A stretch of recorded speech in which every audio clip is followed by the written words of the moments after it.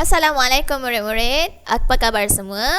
Okey, hari ini kamu semua berjumpa lagi dengan Cikgu Farhana, cikgu yang akan ajar kamu subjek sains untuk tahun ni. Okey, minggu sebelum ni, apa yang kita dah belajar?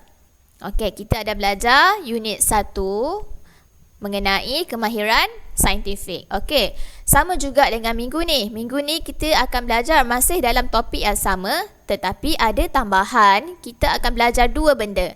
Yang pertama, kemahiran proses sains, dan yang kedua, kemahiran manipulatif sains.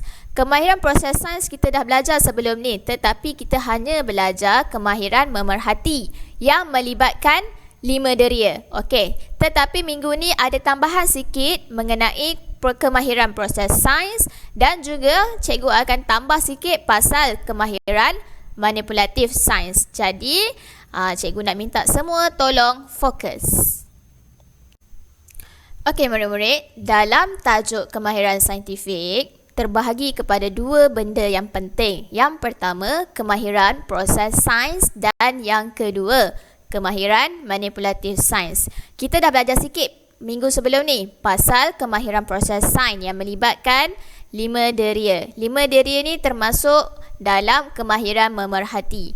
Bawah dia sebenarnya ada dua cabang. Yang pertama, kemahiran memerhati. Yang kedua, kemahiran berkomunikasi.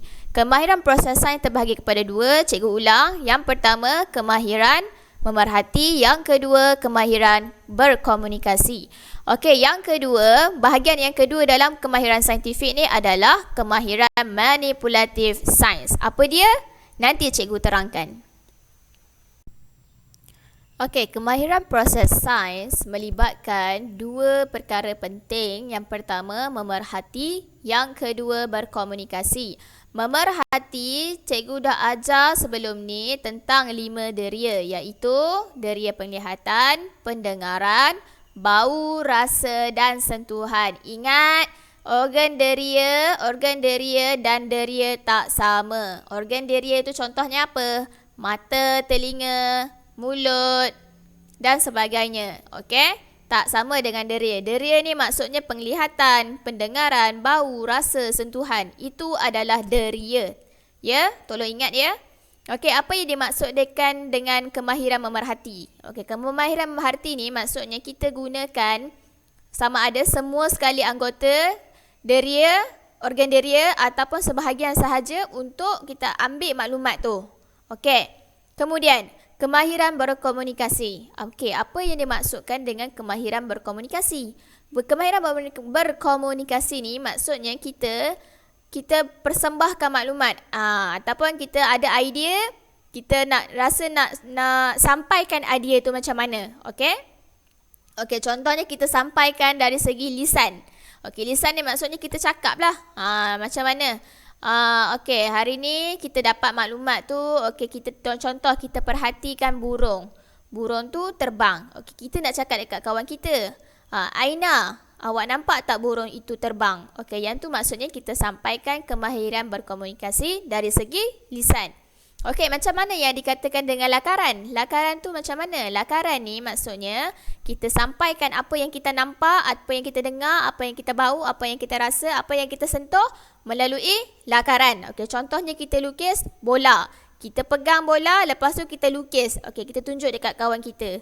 Yang ni maksudnya kita sampaikan melalui lakaran. Okey, yang ketiga, tulisan. Tulisan ni macam mana? Okey, contohnya kita bau ayam. Okey, tapi kita tak nak cakap.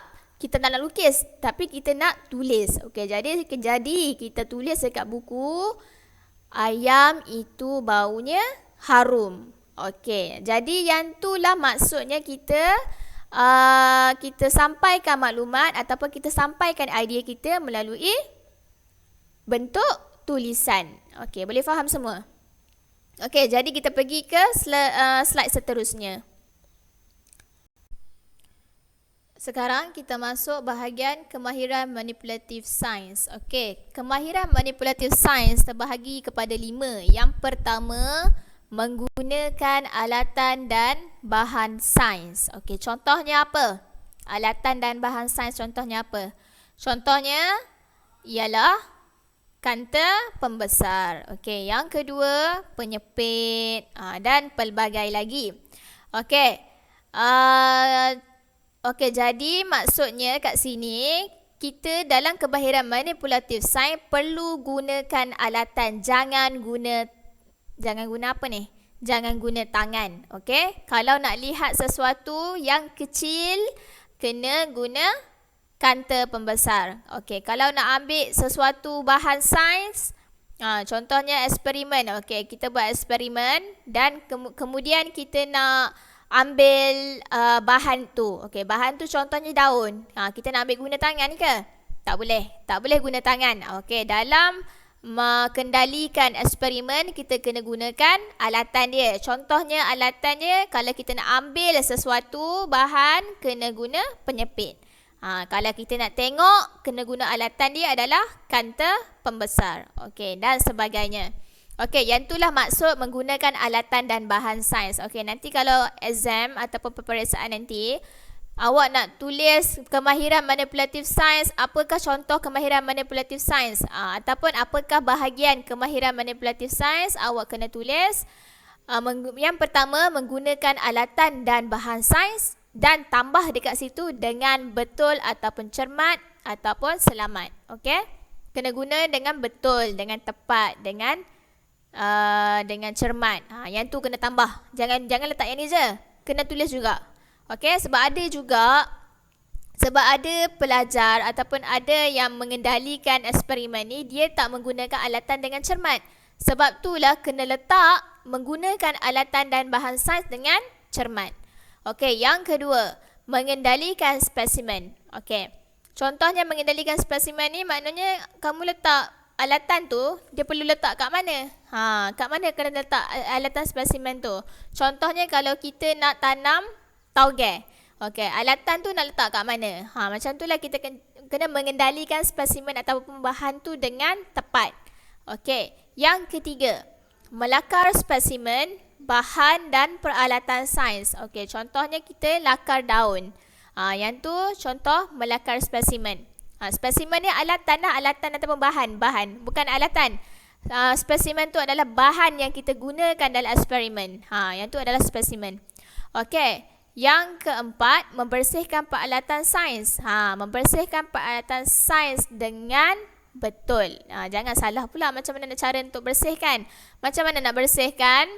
Contoh daun yang kamu dah buat eksperimen, kemudian kamu dah siap daun tu, dah tunjukkan dia punya hasil dan alatan yang kamu gunakan untuk letak daun tu kena bersihkan dulu.